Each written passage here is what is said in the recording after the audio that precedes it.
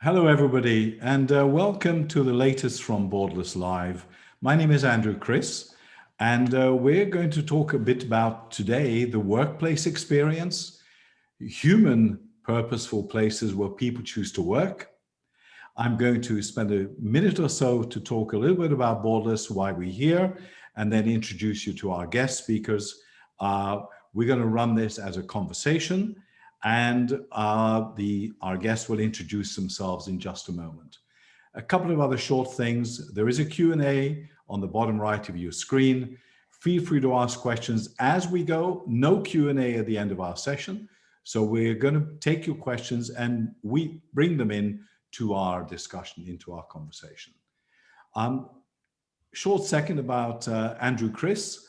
I'm one of the founders of Borderless Executive Search, and we work on precisely that, senior level executive search work and leadership consulting within the global petrochemical value chain, as well as the life sciences sector, and to some extent too in the food and drinks business. Borderless Live is specifically set up as a place for us to have some candid and sometimes deep discussions with a large number of people, with audiences who are experiencing executive life and specifically, of course, within the sectors that we serve and people who are contributing to these areas.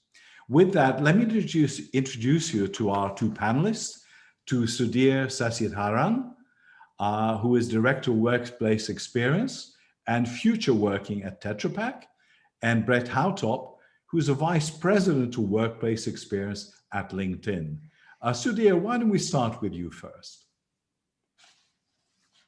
Brilliant. I'm Sudhir, and I'm very happy to be here. Thanks, Andrew, and thanks, Brett. A good conversation to be having. As Andrew mentioned, I'm the Director of Workplace Experience at Tetra Pak. I'm based out of London. I live here with my partner and my dog. I guess these great times have taught us how adversity is, or necessity is the mother of all invention, and how we can all try and figure out great things in the way we are right now. And I think this is one of those times where we can connect across borders in a very cool, borderless manner. Thank you, Sudhir. Brett. Excellent. Thank you for having me, guys. My name is Brett Howtop, and workplace experience at LinkedIn for me also includes our design, construction, workplace technology functions. And it's, I've been at LinkedIn about 5.5 years, 6 years now. I'm a licensed architect and always practiced as an architect, and found myself in the world of tech and have absolutely loved it. The last year has been quite an adventure, to say the least. And that whole time has been spent reimagining what the workplace experience could be, which in a lot of ways is a really compelling conversation because it's something that hasn't changed much in the last 30 years. Well, thank you very much for the introduction, guys. I think when we look at this, we are talking to a whole group of people that have spent the last year working very, very differently. And if you have worked from a home office, let's call it that, we're going to spend a bit of time talking about what's our away from home workplace going to look like, if indeed that's going to be an important part of our regular work or not. And maybe a good place to start for that is say, what have we learned over the past year that's going to change the way that we operate in the future? Sudhir, do you want to kick us off on that? Yeah, sure. I think following up with the phrase that I said earlier, which was necessity is the mother of all invention, I think we've learned that we can be agile. And every company has been, or every company in the knowledge industry has been in a way trying to figure out how you can be productive where you are. If you look at Tetra Pak ourselves as well, when we ask our employees, when we ask our managers, when we ask demographics all across age, gender, geography as well, about how have you been able to do work, or how has your team been able to do work as well, it has actually happened. We have been able to, within a span of 2 weeks, change and 2 to 3 weeks, figure out how we need to work now in this environment. Even if you look at it from a customer experience perspective, how do we approach our customers and how do we keep the momentum going through this virtual medium and work that out? It has happened within 2 weeks, 3 weeks. And I think that agility, the need to work together towards a common goal of Either it's a common goal and a common enemy of the pandemic as well, to try and get us all together, and we are all in it together, has really helped. So there is a lot of learnings which we can take from this past year. Indeed, and I just wonder whether the tech sector, being what it is, had found it easier to transform very rapidly into a different way of working, Brett. Yeah, we think about that a lot and talk about it a lot, that we were kind of already set up for this. And I think a lot of it, the reason it hadn't happened sooner is, one, to your point, Sudhir, that we weren't all in it together. If everybody's not doing this together, it doesn't work necessarily, or it's a lot more challenging to get it started. The fact that we were all forced into it and forced everyone to be far more innovative, to completely to jump in with both feet and to embrace it and say, how can we really make the most of this? How can we make this something really positive? And yeah, I mean, I think you saw it spring into action quickly. And I think most people thought going into this is a couple months. This is 2, 3, 4 months. I remember thinking a lot of things, having conversations about what would change and what would just, people would revert to their old ways. And that, in my mind, and from my personal perspective, and I think in the minds of others, that has continued to evolve over this last year. And what we think is going to stick, and what we think is what will be just, we'll go back to the old normal. So I think, yeah, the tech sector is uniquely suited to really take advantage of this, but lots of other industries are as well. I'm watching the industry that I come from, the architecture and design world. They have done exceedingly well in this world, and a lot of that's due to the new software they started using just in the last few years. They've proven that the adages that industry has lived by, that you have to be looking at each other to be creative, you have to be sitting in the same room. They've proven that they don't have to be. Now, they may do it better when they're together, but they don't have to have that to succeed and to really to excel. So I think what we've learned is we're far more resilient than we thought we were in terms of our ability to be connected when we're not physically together. Mm-hmm. But I think we've also learned how much we value wanting to be together as individuals and as teams. A little later then, Brett, we'll try and see how we actually find a way to do that, assuming a different workplace environment. Sudhir, in terms of how the industry that you're in has been dealing with the workplace situation, how have you seen that developing, and also from your past experience, of course?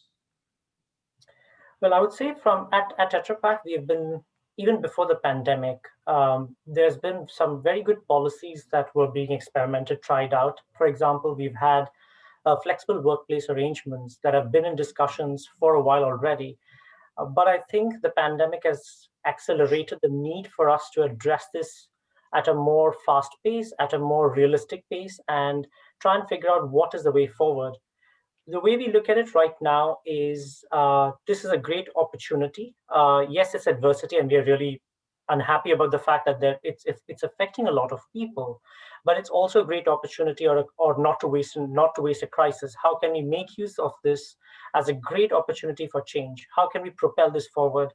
So there is a lot of, I would say, light in trying to understand what should the workplace be, and how can the workplace also help us in achieving our strategies that we have put forth for the next 10 years. That we have a 2030 strategy at Tetra Pak, that is where we have certain leadership behaviors of being dynamic, productive, and capable.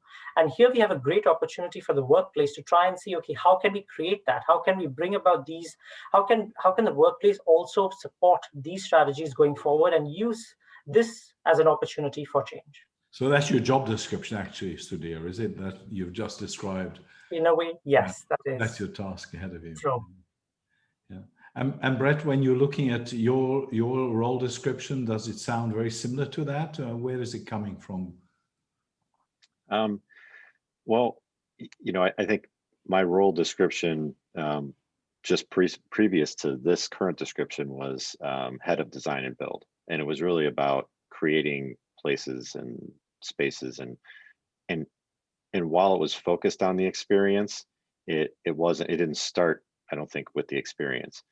And one of the things we talked about was kind of pivoting the focus of what we do to be about the experience. And that really came from the fact that we quickly mobilized to create a remote experience for our employees, and Mhm. which initially is about giving them the resources that they need to have a proper, or as good of a remote experience as they can, that's somewhat limited by their personal circumstances. But and we realized it's about helping people be the most effective version of themselves and do the best work in their careers, is what we've always been about. But that's about the experience, and not necessarily just about physical space. So that's when it seemed to make sense to start talking about what we do as the workplace experience, and to really tie it into, at some point, being able to directly correlate between the experience you have as an employee, as a worker in an organization, and your ability to innovate, your ability to drive to results and to be effective. Because we've always, as an industry, been searching for the holy grail of productivity. Can you measure productivity? And I think we all knew, all of us knew, but it kept coming back up. That was really a fool's errand. There was no way you were going to ever really truly measure productivity in regards to how it relates to physical environment, because there were too many other variables that could Yeah. change. But if you talk about it in terms of the quality of the experience, then it can be something that is more quantifiable, more measurable, and I think maybe more meaningful to people. Indeed.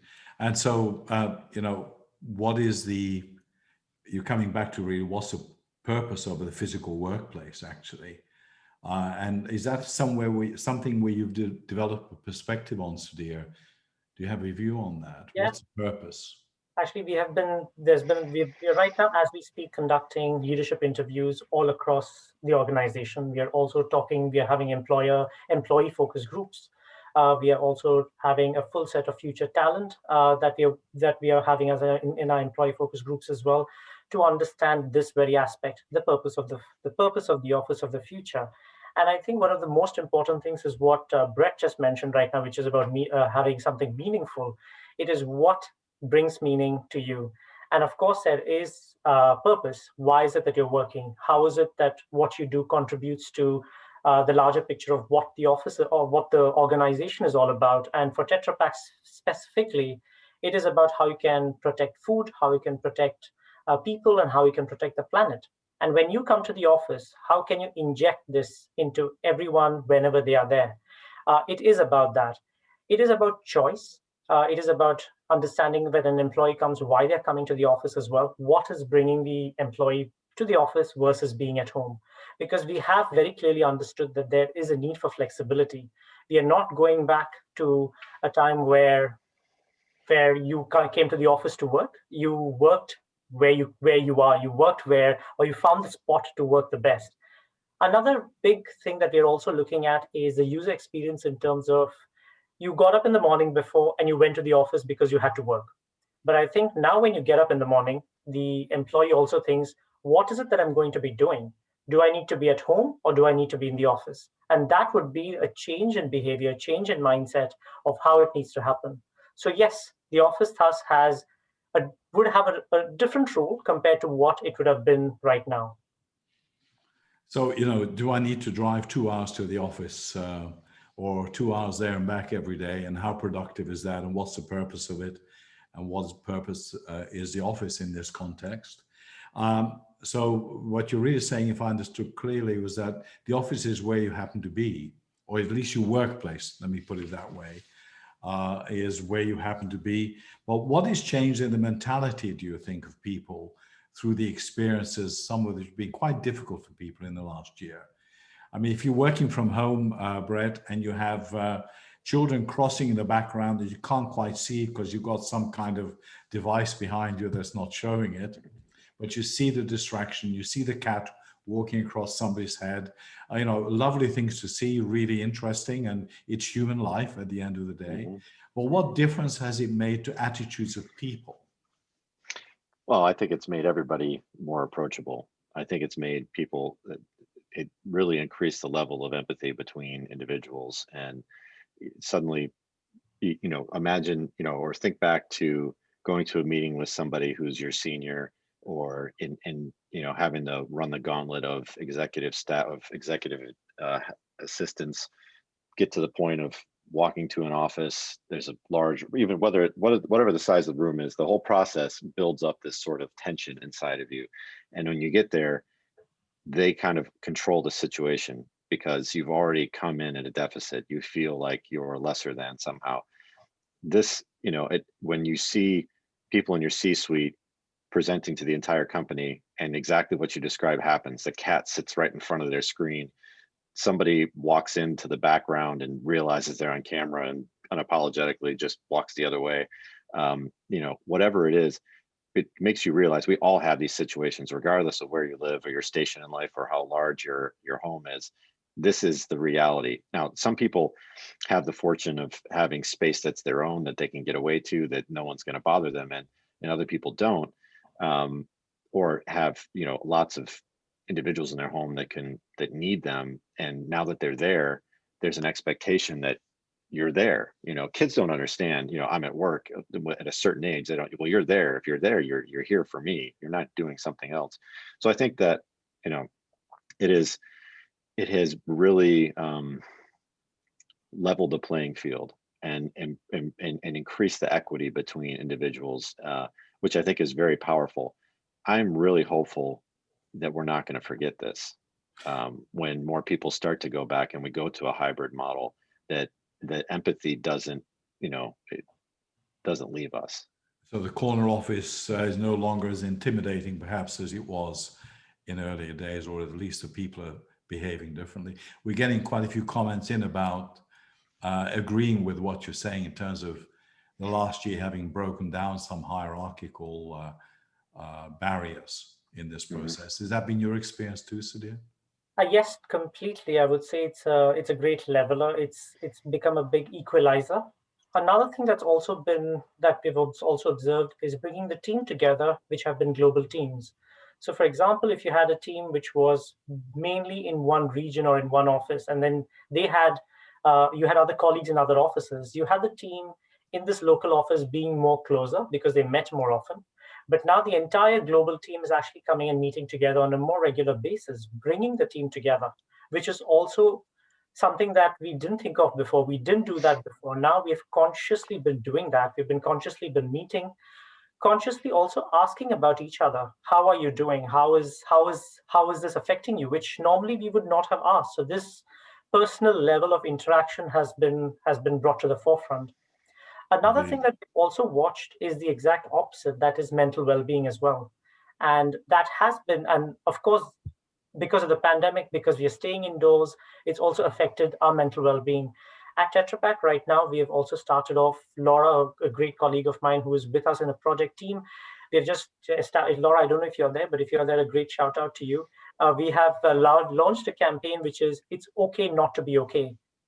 It's okay for us to talk about mental issues. It's okay. And we also have now a 24/7 helpline, which you can call for anything. It's confidential, and you can call for literally anything that you want to talk to help you cope with what you're going through right now. This was unheard of before. We didn't really, yes, we did have it to a certain degree, but now we have it. Now we're talking to each other about these things which we never spoke about before. This change is incredible. Very powerful. Yeah, absolutely.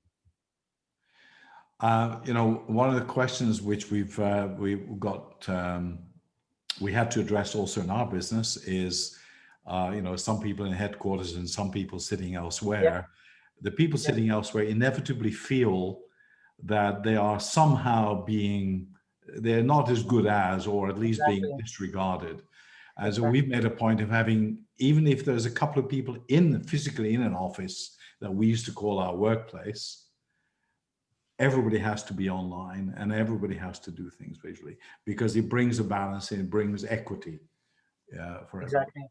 Yeah. It's no more an outpost, right? It's not, you never felt like an outpost. You never, even though you were in the same team, but if there was a larger proportion of people in the headquarters, then there was a divide, and now that divide is breaking down as well. Yeah, indeed. Very well put. Oh, and I think that's going to be one of the most difficult things to maintain once we go back, unless companies are very intentional about it, because it is the biggest challenge of a hybrid environment. And it's Can technology solve it? Some of it. I don't know that technology can solve it all. A lot of it is going to come down to changing our behavior and the expectation that, it used to be that if you were in a conference room trying to do a collaborative session and you had 6 people in the room and 2 people dialing in, even if you had a room that's set up, we had lots of rooms that have multiple cameras and, facing the participants, the whiteboards. Inevitably, somebody would get up and start writing on the whiteboard and cover up the content, and everyone is talking about it, and someone would notice, or someone who's remote would say, "Hey, can you move? I can't see what you're writing."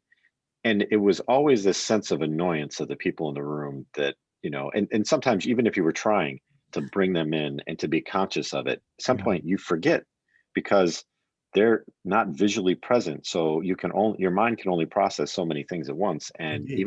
even if that's not your intent, you start to forget about them.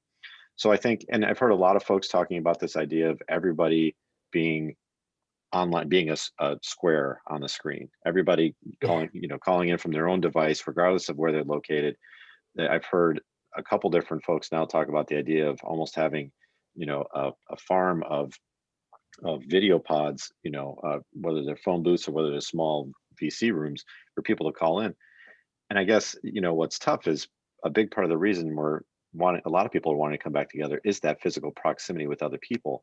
Yeah. So I think we're going to have to figure out something that allows us to have some of both. And I think it comes down to the type of the meeting, the type of conversation, and also being extraordinarily conscientious of how you act in a room.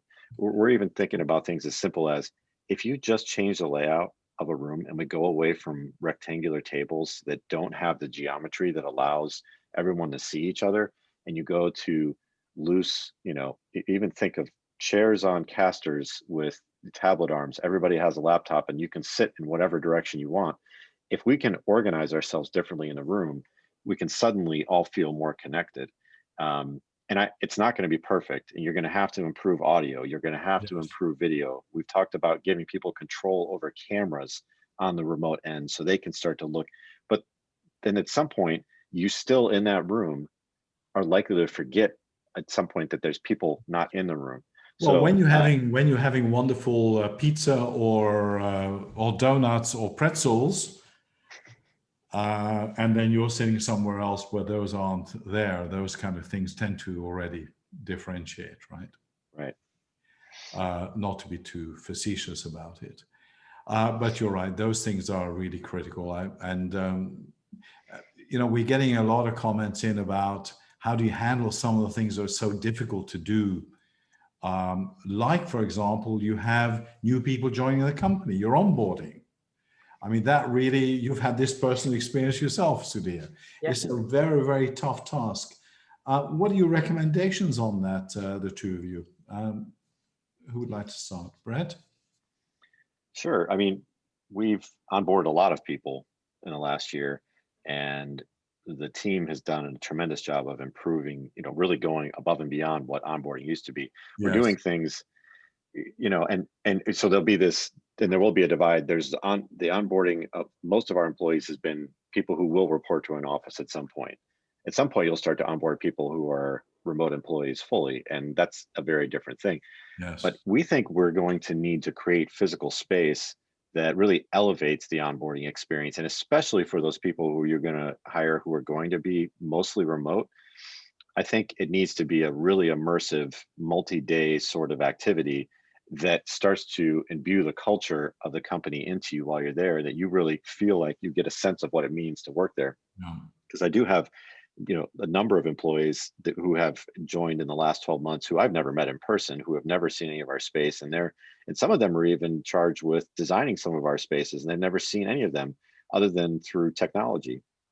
So I think the onboarding experience needs to evolve. It needs to be more robust. It needs to be more equitable and inclusive. But the other thing I think that we've realized is that the interview process ahead of onboarding being virtual is actually far, far better than an in-person interview experience, because it really does level the playing field, and it really does remove a lot of unconscious bias that people have when they meet someone in person and they walk into the room. And it starts to take away the issues of travel and time zones. And, Absolutely.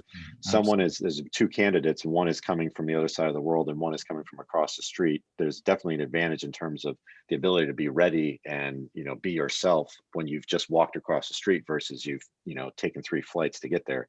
So I think that whole sequence of showing interest to interviewing to then accepting and onboarding really is going to evolve and really will be, this combination of a better virtual experience, which I think we've really done in the past year, but then creating a far more in-depth and engaged in-person experience as the combination really improving that process. Very good points, Brett. And Sudhir, I know you've gone through some of this yourself in the last months too. Yes. And in fact, since we are talking about interest, interview and onboarding, maybe I should start with that and start saying that I think what we now see is that talent is no more based on location. Talent is based on talent. So if we want someone that we are specifically looking for, it's not based on where you are. It's based on maybe a time zone that you're in or a legal entity that's in where you can connect to. And we have ourselves started doing that as well, trying to get the right people we want, not based on the location where they are, but based on the time zone that they are in so that they can work with us. It starts from there. But going on then to onboarding, I think that it's multifaceted as well, because if I look at Tetra Pak ourselves, for the past many years, based on different roles, we have already had different kinds of employees. We already had some employees that were working from home full-time already, and that was even before the pandemic. And because of that, our onboarding there was a large part of our onboarding that was already virtual. It was a 3D interactive virtual onboarding, which is something that we have been able to use right now in the pandemic so well. So you can actually go in, it goes into spaces, you can move around the space, it talks about what's happening. But yes, that does not completely break off from being there physically. It does not break off from meeting people physically. So there is the multifaceted. So there are some employees who work from home all the time. So they have a different kind of because of that, we have already got the virtual onboarding. However, there is an aspect of mentoring. There's an aspect of getting things done. There's an aspect of learning things of how things are done and how can we get this done faster by being next to each other. And that happens for certain roles. And that is something that we would need to see how that can play out. And maybe it is at that times where you do need to be in the office, where you can get together and just see and talk and discuss and take that ahead. One of our guests was asking the question about precisely, how do you deal with young people coming into their, first employment or something like that, when they can't actually talk to somebody with a little bit more gray hair or no hair at all about how they learn from them, what about mentoring, how does that really take place? Exactly. And that is why it is hybrid. And that's why it is not this or that. It is not full time. It's not full virtual and it's not full physical, because we need to make a conscious effort now. Just like I said before, when we get up in the morning, we need to make a conscious effort to be meaningful in what we do. We need to make a conscious effort that, yes, I'm onboarding 3 people in my team. I'm going to be there more. I'm going to be there more support. I'm going to support them better. And I think that all boils down to something that we were discussing internally, I think yesterday or day before, about empathetic leadership. The fact that as a leader, you know what's happening. You can be there for your team as well, and about a trust-based culture. And how can you bring that about even when you're onboarding someone? So there is a conscious effort that we would need to make to balance this physical virtual world going forward. So this is this hybrid situation you were referring to earlier on, I think, right? Exactly. I know that's been at the top of your list for quite some time, and given your earlier experiences too, how can you prioritize and improve this hybrid situation? What will actually mean physically? Oh, wow. Well, I think there's a lot of opportunity. The reality is a lot of what we've been doing for the last 20 years was a result of, changing from offices to cubicles to benching, and most companies were all about how many, we turned the office space into ice cube trays, and then how many people can we fit into the space? And then you create all these other spaces around it that are all the spaces where you do everything else. And the idea is funny because you look back at buildings from, the early 1900s, and like the Larkin building, the Johnson Wax building, Frank Lloyd Wright project, there were kind of these amazing architectural spaces that had volume, they had light, but at the bottom of them were just rows of desks with typists just lined up, and they were all just typing one after another. The typing pool, and I think they call yeah, it. the typing pool. All of that came from an assembly line mentality that on a factory floor, you were lined up because you passed what you did to somebody else and they did something else. Well, none of that applies anymore, and maybe in the idea of mentorship, it applies, and that ideas and learning and being close to people who are talking about something, and even if you're not talking, they're not talking directly to you, you're speaking to you, you hear it in the periphery, and it builds on your knowledge and your awareness, which I think is the biggest challenge of a hybrid environment. So trying to figure out how to bring that sense of awareness, that sense of understanding what's happening around you, is one of the things that technology is trying to solve for and is going to need to solve for. But going back to the open office, I think we built all this open office as an industry that was trying to, and then try to find ways to make it more human and more humane. Better finishes, more panels on your workstations, storage options, all these things that really never, though, solve the real issue, which was giving you a sense of privacy and a sense of place where you could do focused work. What people have found, now you have the people who have a good home environment who have found that in a way that they've never had it before, really, and it's been really powerful. Other folks who have a poor setup for working at home, or live with too many people, or whatever the reason is, they're starving for that back again. But the reality is we can do it better. We need to do it better. We need to create an environment where you have places for people to sit when they're trying to be in that, in the moment with the team, with the energy, the understanding, and the being part of the we call it ambient awareness of what's going on around you. Then you need to have places that are purely for heads down focus work. And it needs to be taken seriously, and that those spaces are created where you're not going to be bothered when you're there. No one's going to come up and start asking you about the game last night, or checking in on, do you want to go get coffee with me for the 4th time this hour? Do you want to, you won't be, you'll have the ability to really focus. So I think that's one thing, is the open office has to change, and it needs to solve for both focus work, and it needs to solve for a hybrid environment and the ability to have ambient awareness between in office and at home.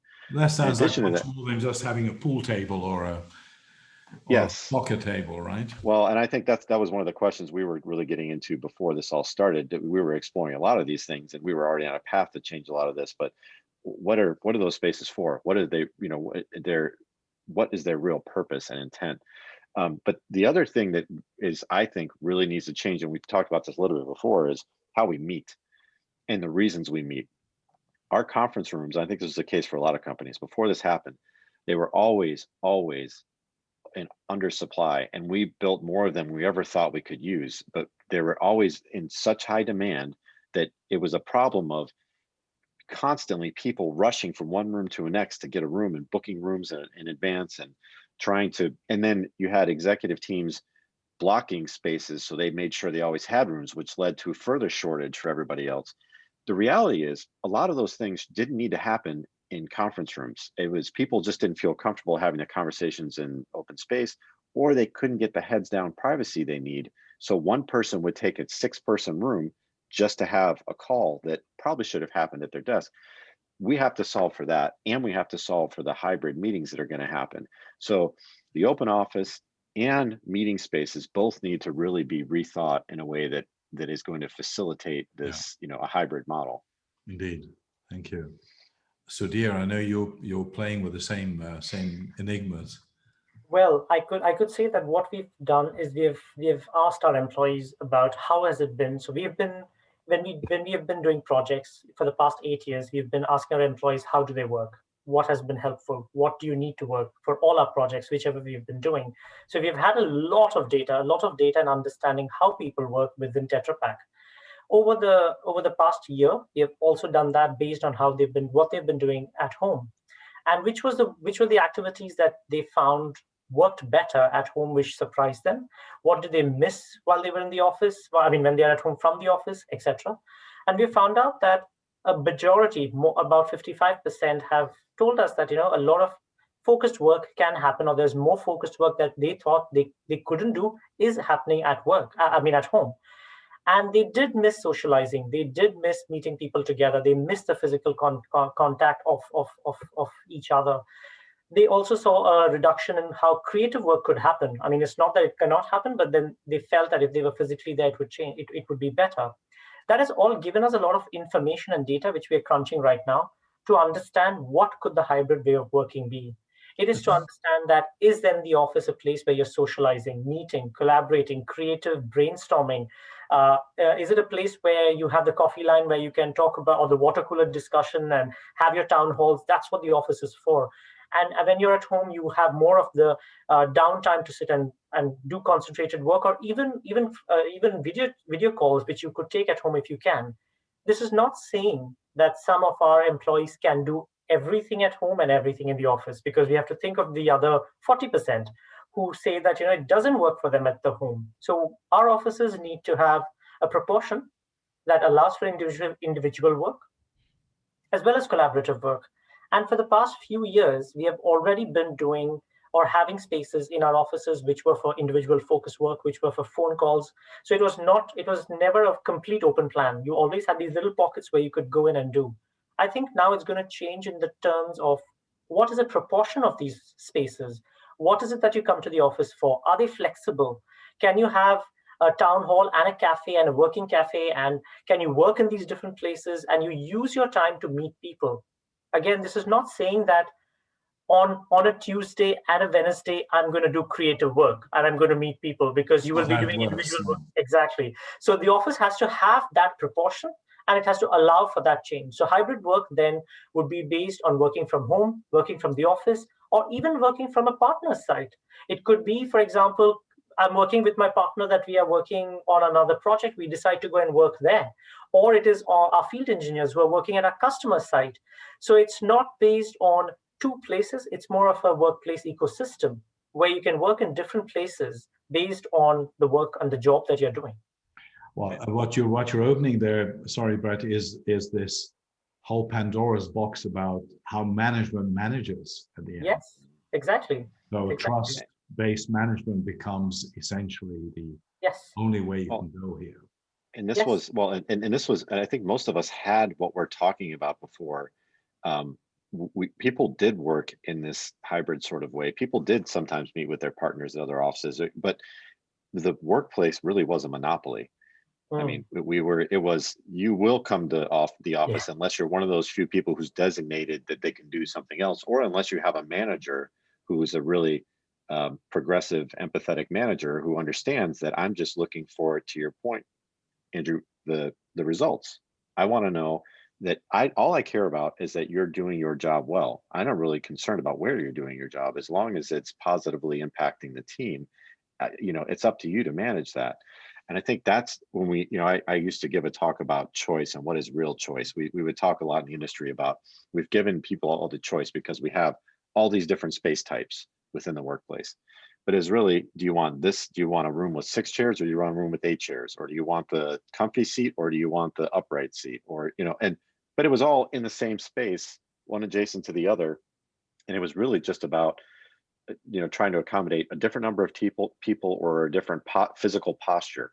It wasn't about where are you're most effective in that work that you're doing, that specific work, whether it's creative, whether it's in collaborative, whether it's heads down. And I think this is saying, hey, we're giving you the tools you need to do what's right for you, what works for you as an individual, and what works for your team. But I do think technology is going to play a big part in this, or needs to play a big part, and for this to be really successful. Because to your point, Sudhir, if you want to have that convergence of people and energy coming together at certain times, they need to be able to know when those things are happening. And it could be that it happens on a moment's notice, and like, oh, hey, we're all going to the office today. It's 9 a.m. and we're all going to meet at noon. We'll get lunch, and then we're going to do this session in the afternoon. Great. Who can make it? Well, I think having tools that allow you to quickly opt in or out of things like that and find out, is there consensus? Is this something we can do? Is very different from scheduling a meeting, sending an email, putting a calendar invite, all the formal things we would typically do. I think if we can make it, and not to mention, I'm at the office or I'm on campus. I want to know if you're here. How do I quickly connect and understand? How do we know that there's, oh, and technology telling us, oh, I know you're here. By the way, a couple other folks who I know you like to collaborate with are also here. Should I send a note to all three of you and suggest a room where you might want to meet? That's, I think, where we need to get for this kind of model to be really successful, to go beyond just working, but to see it excel. Indeed. Lots of people who are in the real estate business are on this call, I think, on this occasion. Do you have some messages for them? I mean, what's the outlook for real estate, given what seems to me to be, it's not evolution. It will be a revolution for so many people. What's that going to mean for real estate, and what do our offices look like from a real estate perspective? So, well, I'll start with this one. What I would say is, so I believe we're going to see an increase in square foot per person in our spaces. So for a couple reasons. One is, I think people will start to give everyone literally a little more elbow room between one another. One, because it's just a little bit healthier sort of environment, whether it's a, something like COVID or whether it's just a common cold. It's wise for us to give people the option to not force them to sit too close to someone else where there's no chance they're not going to get sick sitting right next to somebody. Because some people, frankly, will never admit they're sick even when they are, and they come in because I've got to come in and show that I'm going to be there, which I also think is going to change, by the way. I think that mentality is going to change. Yeah. So I think there's going to be increase in space because of physical space for each person. We're going to have some more space types that we add, to the point that both Sudhir and I think are making about creating more spaces for the parts of the population that are coming into the office to focus versus those who are coming into the office to collaborate, and really trying to separate those activities. But I do think that in time, even if you said, okay, of your population, 25% will likely, if it saves as low as 15, as high as 25% will be permanently remote. And permanently remote meaning they only come in once a quarter or maybe once a month for a few days. But then for most companies, the highest daily average attendance was in the 70s. 70% was really high. Even at that point, you have a lot of wasted real estate because there's a lot of space sitting empty most of the time. And it really was desk space that was sitting empty a lot of the time. But if we start to see more people choose this hybrid model as not as only for those who have progressive managers, and not only those who are really progressive thinking companies, but that most companies go to this world of, we're all kind of hybrid and people can work when they need to, you're going to see most people come in the office 2 to 3 days a week and not come into the office 2 to 3 days a week. That in and of itself says that over time, if I go to a model where I'm not assigning a space to every single person, but we're sharing space and we're in team-based environments where it's not just unassigned, the whole company, anybody can sit anywhere, but it is a team-based environment. People will start to implement sharing ratios within those teams, which will by default say that I don't need as much space. Right now, my best guess is that we'll see about a 25% reduction in industry of how much space we need. And maybe in 5 or 10 years, it's a 50% reduction, but it is going to reduce. At the same time, I see the need for spaces that are not typical traditional office space. It's space for events, space for the activities that Sudhir was talking about people coming and socializing.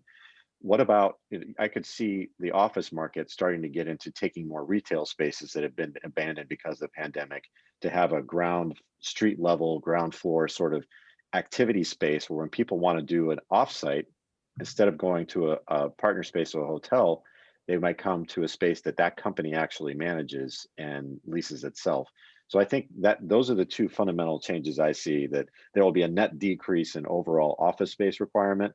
And there may be an increase in types of space that used to resemble something like retail that are now used for office functions. Indeed. And Sudhir, what's your perspective on this? I think if I look at real estate from a larger perspective of what all real estate can do, and I think just building on what Brett said, there is going to be a change in the way we look at the kind of spaces that we would have in our offices. That's surely going to happen, and that's already happening in a lot of places as we speak right now. However, I think there are some things which we need to still consider is when we are now coming to the office, this is an experience. How and what kind of services are we giving our employees because they're coming? How are we building community, and how can that office actually help and support us in doing that? Is it concierge services? Is it where this is located? What is the food facilities around? What can you do? If how can you add on more things to do when you come to the office? Is the post office there? Is there other things around? So I think that does affect on, and that helps elevating or making an employee's work life better as well. So there is services and hospitality. I think that is something that we really need to consider, how we can make it an experience for an employee when they come to the office. The other thing which is very important, I think, which is if you look at what a lot of companies and a lot of people, a lot of the new talents that are coming into the workforce for now and the future. One thing that's a lot on their minds, there are two things that's a lot on their minds, which is purpose. Why are they coming to the office, which we spoke about earlier? But the second thing is sustainability. The second thing that that's on top of everyone's mind is what good are we doing to the planet? And we need to consider how can our workplaces, how can we from our services, how can we as a company, how can we as an organization contribute towards sustainability? How can we actually do that from a real estate perspective? How can we do that in the job that we are doing? It's on the top of minds for everyone.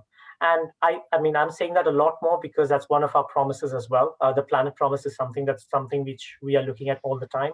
But how can the workplace also promote that? And I think that is something real estate needs to look at. There are many ways to do it. And I think it's what you choose to do for sustainability as well. Indeed. Yeah, these are really tough questions to answer. And do you think that there are many forward-looking organizations like both of yours, who are really exploring this question in depth? At the end, we would not have seen jobs like yours 5 years ago, as we said earlier. Are these jobs coming? Are you meeting colleagues who've got the same job content, if not the same job titles? Is this something which you're seeing actively? Maybe I could touch base on that to understand, even if you think of why do we have a role like this or within an organization, I think it is cross collaborative, where we are. I'm in the facilities department, but I'm working very closely with HR, very closely with digital, very closely with brand, very closely with wellness, health and wellness. And what we're trying to do is to create one seamless experience for our employees. And that is where we are getting to, where I'm not saying we were working in silos before, we were not, but I think now we are working even more collaboratively across these organizations so that for an employee, it is one experience. It doesn't matter what it is one. And I think that is where we are going. And that's why there is this idea of experience coming up. It has come from retail as well. If you see a shopper's experience, what does a shopper get when they're going in? Taking that into offices and into an employee experience is what we are trying to do as well. So I think it's coming from this cross-pollination of different fields together.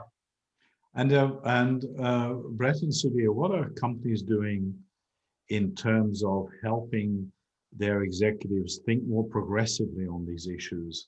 How do what would you do in terms of helping executives change the way that they work? As undoubtedly we have seen that most people now are extremely, so much more comfortable, let's put it that way, doing things digitally, doing things virtually. That has been a tremendous learning for everybody. And I think so many people are so much more accomplished than they would have been even 12 months ago. But what else is there in the ideas area that you could use to motivate ideas to think differently about the workplace, to avoid this presenteeism syndrome that's been so prevalent in so many places? Do you have any advice for those kind of leaders today? I think looking at, and Sudhir was kind of, I think, talking about this in really suggesting this and what he was saying, and it's that you're looking at your workplace experience holistically, and you're not just you're thinking about recruiting and retention for sure. You want to hire the best employees, you want to keep them, and I think going forward, the expectation from people is going to be that they have the freedom and flexibility to work in a way that suits them best in their, where they live, in their family situation, their personal preferences. And that is going to become, I believe, especially for Gen Z and for people after the new currency. Yes, money matters, and yes, they need to be paid well. But compensation for them is, and a lot of companies talk about total compensation. Total compensation is going to move beyond the walls of just money and even just benefits, but in then your ability to work in a way that suits you best. And I think what they're going to find out, if they're not willing to go down that path, that they're going to start to lose their best people, the companies who are, because there are lots of companies who are giving those options. And whether it's someone wants to live closer to family, or someone likes a certain environment and wants to live there and be part of that, or part of a community where you don't exist, it doesn't, and so I think you'll also see companies that say, oh, well, organically in time, they start to have a center of mass in a place because they're hiring people, and there just tends to be a lot of folks in that area that represent the values that that company has. Then they decide, oh, well, maybe it does make sense for us to create a place here. But that's very different from the location strategies that most companies used to have, where it was, well, this is where the data tells us the people are that we want, so we're going to put a location there, or this is a market we need to be in, so we're going to go there, as opposed to people kind of organically selecting them, self-selecting, and evolution, evolving in a place that then becomes apparent in time. And that, again, that's just a very different strategy. And if you take that and if you're focused on results, and you're focused on, the work that is being done, the quality of the people you're hiring, and the quality of the teams and the engagement, it's very different from focusing on attendance. And I think just getting beyond what was the attendance in a building for a team on any given day, it really is irrelevant. This is shown, if you can't see that it's shown that this is irrelevant, then you're not really paying attention. That's a good point, Brett. Absolutely. So, dear, this is much more than building satellite offices, right? Satellites suggest some kind of corporate center around which we all revolve. So, is there a way of describing those in your language? Well, I mean, just to also to tie in what Brett was talking about before, it's also on top of mind for everyone. Everyone is discussing it right now. So firstly, there is a need for every organization to address this. So that's already there. So we don't need to push for getting this on the agenda. It is on the agenda. But I think it is about what should this then be? And I think that very much touches base on what, Brett, you were talking about data. I think it's about why is it and how is it that we are doing what we are doing. And it's about purpose. It is about making sure that the core values of the company are aligned to what we are doing. However, it is also about attracting the right talent. And everything is sort of about attracting the talent and trying to be an employer of choice. If you are not able to give this talent what is this kind of flexibility, then they are going to go somewhere else. So you need to make sure you know what you want to give. So there is these different things that need to mix together in order to give us this great secret formula right now. And I think a lot of organizations are trying it out, and we are trying to figure out what it should be.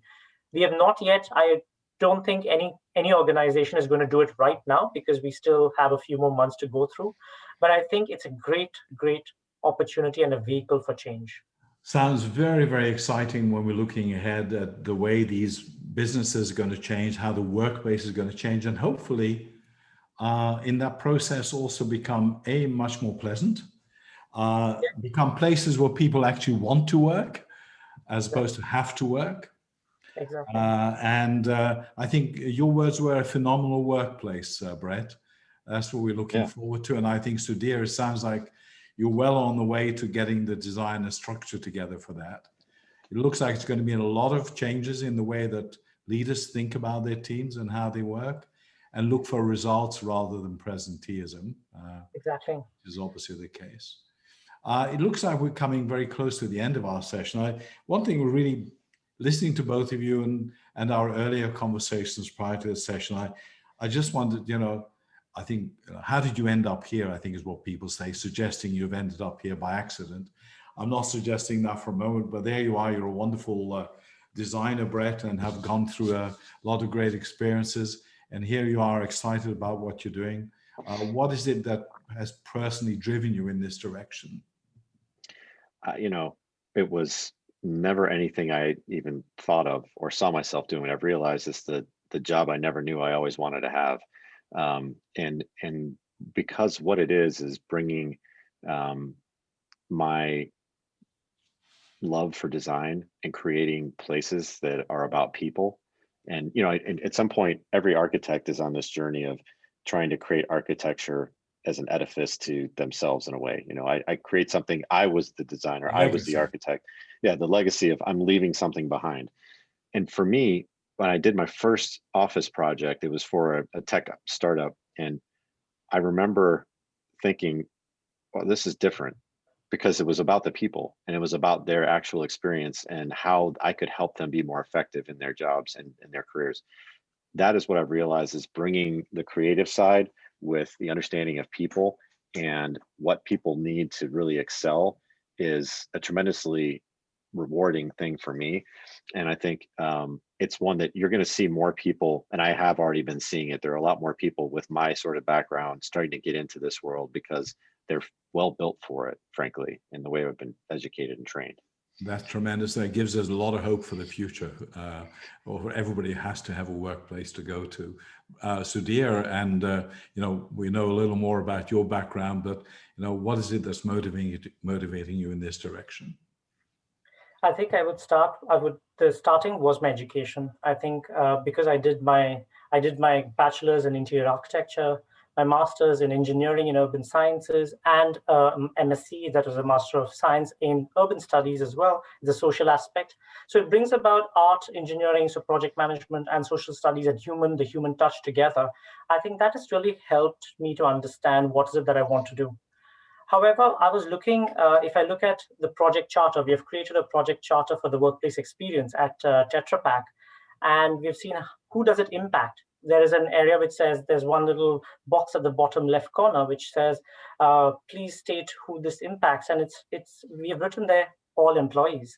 The fact that you are actually a vehicle for this massive transformation within the organization is fantastic. I mean, the fact that you can touch and a positive impact that you're making. We had a conversation, I think I mentioned that day before yesterday with a few leaders within the organization, and we were talking that all of this, the work that we are doing, boils down to having a good leadership and empathetic leadership and promoting a trust-based culture. The fact that we can bring this about across so many people and do it with a smile on our face where everyone is happy, I think that's phenomenal. It's really amazing. And it boils down to having a great team that you're working with, the different other teams, the managers that you're in, and the fact that the organization is ready for that change and wanting to take that ahead. It's immensely gratifying. It sounds like both of you are having tremendous fun, and not underestimating the amount of huge energy that's required, of course, but it sounds like you're putting your energies in a very constructive direction, and lots of people are going to benefit from that. If I may, I'd like to thank both of you on behalf of all the people attending this session, and on behalf of Borderless and Borderless Live. Thank you so much for taking the time with us.